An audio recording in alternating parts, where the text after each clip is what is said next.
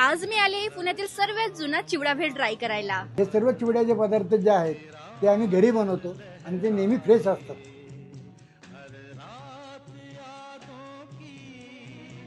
1907 पासून 631 बुधवार पेठ इथं आमचं दुकान होतं, चिवड्याचं दुकान। ते आमच्या आजोबांनी चालू केलं होतं। त्या टायमाला 1 पैसा 2 पैसे ह्या पैशाने चिवडा विकला जात होता। आता फक्त चिवडाच होता, कांदा लिंबू काही नव्हतं। कांदा चिवडा, साधा चिवडा, दाणे, नायलॉन चिवडा, मक्याचा चिवडा, आलेपाक पोहे। 1973 नंतर मी गाडीवर उभं राहिलो, 20 पैसे, 30 पैसे, 50 पैसे या मापाने चिवडा विकत होतो। रामचंद्र भगवंत चिवडेवाले हे दुकानाचं नाव आहे। जोगेश्वरी मंदिराच्या समोर चॉईस स्टेशनरीच्या शेजारी।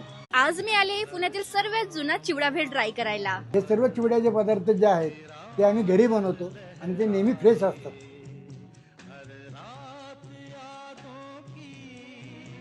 1907 पासून 631 बुधवार पेठ इथं आमचं दुकान होतं, चिवड्याचं दुकान।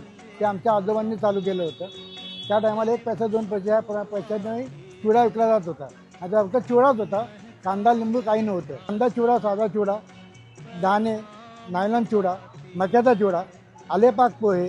1973 नंतर मी गाडीवर उभं राहिलो, 20 पैसे, 30 पैसे, 50 पैसे या मापाने चिवडा विकत होतो। रामचंद्र भगवंत चिवडेवाले हे दुकानाचं नाव आहे। जोगेश्वरी मंदिराच्या समोर चॉईस स्टेशनरीच्या शेजारी।